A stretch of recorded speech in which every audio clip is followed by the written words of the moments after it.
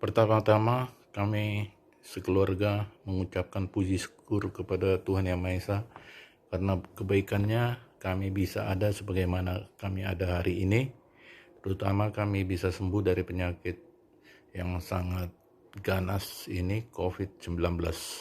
Terima kasih atas kesempatan yang diberikan Pak Pendeta Charles Guntum yang mendorong kami untuk memberikan kesaksian. Juga kami mengucapkan terima kasih atas doa-doa yang dinaikkan Majelis GKI Petra, seluruh jemaat khususnya Pak Pendeta Niko Watu yang hampir setiap pagi juga mengajak kami berdoa ketika di rumah sakit dan di rumah. Demikian juga Pak GS beberapa kali menghubungi kami lewat WA, dan semua jemaat GKI dan seluruh keluarga besar kami, dari keluarga besar Tobing, Panggabean, dan yang membawa kami dalam doa. Juga teman-teman sekolah kami dari SD sampai perguruan tinggi yang terus menaikkan dan mensupport kami dengan doa. Karena begitu kami terpapar COVID, informasi terpapar ini kami sampaikan ke semua kerabat kami melalui grup WA yang kami punya, dan puji Tuhan doa-doa kita didengarkan Tuhan Yesus yang Maha Kuasa pemilik kehidupan itu. Kami adalah kluster keluarga, sekeluarga kena COVID-19. Kami baru tahu hal ini saya pada tanggal 10, setelah PCR tanggal 9 April, tanggal 10 hasilnya di Rumah Sakit Premier Bintaro, dan saya positif. Kemudian anak dan istri menyusul untuk dilakukan swab PCR juga, dan mereka besoknya melakukan PCR, ternyata istri juga positif, anak juga sebetulnya negatif dan positif. Jadi perlu saya terangkan, hasil dari PCR itu adalah angkanya. Jadi CT value dari anak saya adalah 37/34. CT value dari saya 28/27. CT value dari istri saya 25/25. Yang di bawah 30 itu masih sangat menular. Jadi kalau 37/34 sebetulnya 37-nya sudah negatif, 34-nya masih positif. Jadi dia masih dikatakan positif, padahal sebenarnya dia itu sudah tahap penyembuhan, artinya tinggal bangkai-bangkai dari virus itu ada dalam tubuhnya. Mungkin 1 minggu kalau di PCR anak kami dia sudah negatif, atau 2 minggu kemudian. Dan akhirnya kami putuskan setelah mengetahui saya 28/27, saya dirawat inap pada saat itu. Saya pergi ke Rumah Sakit Cikini. Kenapa saya memilih Rumah Sakit Cikini? Karena kebetulan dulu kami sebelum ke Tangsel selalu berobat, beberapa kami opname di Cikini. Kemudian juga karena di sana ada program pemerintah yang artinya semua ditanggung oleh pemerintah. Namun karena harus membeli darah atau plasma darah, maka kami membayar plasma darahnya saja. Akhirnya saya tanggal 10 itu masuk ke rumah sakit, dan IGD puji Tuhan semua berjalan dengan baik karena ada saudara kami yang bertugas di PGI Cikini, sehingga kami di IGD itu cepat sekali ditangani. Di CT scan paru-paru saya, ternyata paru-paru depan saya itu sudah diserang COVID semua sudah putih.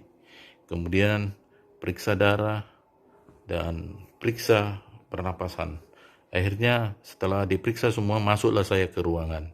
Di ruangan itu saya dikasih oksigen, kemudian juga saya diberi pengencer darah ya, dari infus.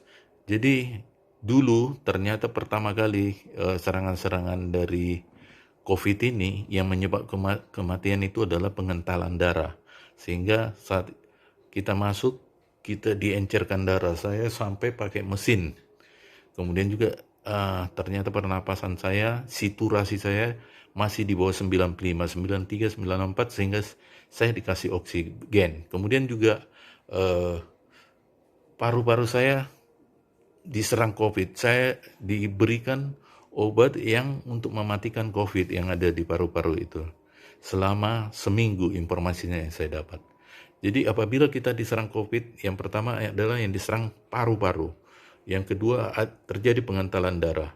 Kemudian yang ketiga saturasi atau kecepatan membalikkan oksigen ke otak kita karena paru-paru kita terganggu. Jadi itu biasanya normal 95 ke atas.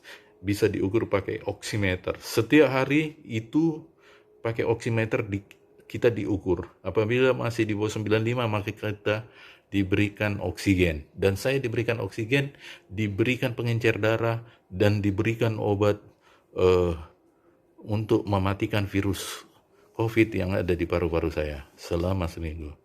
Dan puji Tuhan, melihat segala sesuatunya, itu dokter menawarkan kepada kami untuk melakukan plasma darah. Plasma darah itu adalah darah orang yang sudah sembuh, diambil dan diberikan ke kita. Tapi plasma itu tidak darah warnanya merah, dia kuning.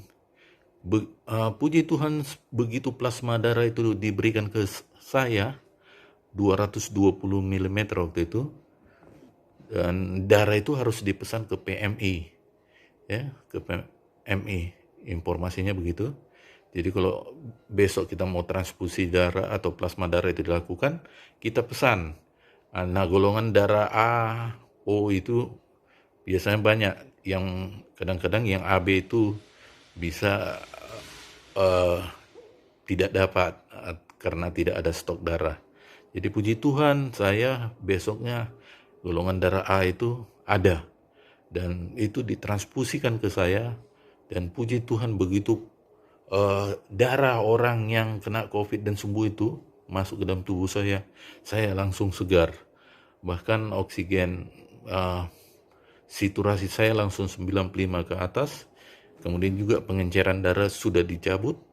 Pengenceran darah cukup nanti disuntik di perut saya setiap hari.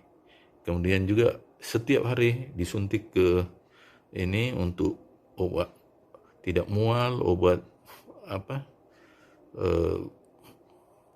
antibiotik lewat dan vitamin C lewat infus. Itulah setiap hari, banyak sekali obat, ada sampai 15 obat juga, tablet, di samping semua infus-infus tadi, vitamin C, vitamin D. Jadi demikian. Jadi kami putuskan, kami suami istri di rumah sakit Cikini. Setelah 2 hari istri saya ke PCR-nya 25 juga. Kemudian anak kami karena udah 37 dia mau di rumah. Jadi kami suami istri dirawat di Cikini dan anak kami di rumah isolasi mandiri. Puji Tuhan, kami mengucapkan terima kasih kepada PW Esther, luar biasa. Kami merasakan kasih itu karena anak kami kan tidak boleh keluar dan rumah. Dia hanya di rumah setiap hari dan ada kiriman makanan selama seminggu. Terima kasih untuk kiriman makanan dari PW Esther. Kami juga mengucapkan terima kasih atas kiriman dari Diakonia, susu beruang, buah-buahan, dan banyak lagi snack. Itu sangat terasa karena di rumah sakit kami harus makan banyak dan dinaikkan nafsu makan kami, sehingga di jeda-jeda itu susu beruang harus kami makan agar meningkatkan kekuatan tubuh kami ya setiap hari. Luar biasa, puji Tuhan. Jadi selama ini saya pikir diakonia Natal itu, diakonia itu biasa saja, tapi Ternyata setelah saya menderita COVID ini, luar biasa, kami setiap hari meminum susu beruang itu, meminum buah pisang, apel yang dikirimkan itu, dan snack-snacknya. Terima kasih untuk Komisi Diakonia, terima kasih juga untuk PW Esther. Akhirnya setelah darah itu saya mulai dicabut oksigen, kemudian juga pengencer darah tidak dari infus lagi, sudah disuntikkan ke perut saya atau ke tangan. Kemudian juga kami setelah seminggu di rumah sakit itu diperbolehkan oleh dokter untuk jalan-jalan berjemur sinar matahari. Luar biasa, puji Tuhan, kita di Indonesia setiap pagi ada sinar matahari, harus kita manfaatkan, karena ternyata sinar matahari itu membunuh COVID itu ya. Kita bisa segar begitu berjemur sekitar 30 menit, 15 sampai 30 menit berjemur. Akan sampai keringat kalau bisa. Puji Tuhan, karena di rumah sakit Cikini ada taman, kami diperbolehkan keluar dan latihan. Itu setelah seminggu. Sebetulnya saya harus pulang tanggal 21 hari Rabu, 21 April. Namun saya dipoto lagi paru-paru, ternyata belum baik dan hasil lab darah saya belum baik. Dan istri saya kan karena masuk 2 hari kemudian, saya kan tanggal 10, dia masuk 12, harusnya dia keluar tanggal 24 atau hari Jumat. Akhirnya dokter itu mengatakan ke saya, udah barang ibu aja ya, karena setelah difoto ibu memang istri bagus hasil ronsen paru-parunya, kemudian juga darahnya bagus. Tapi saya agak khawatir juga. Saya berdoa terus agar Tuhan berikan kesembuhan.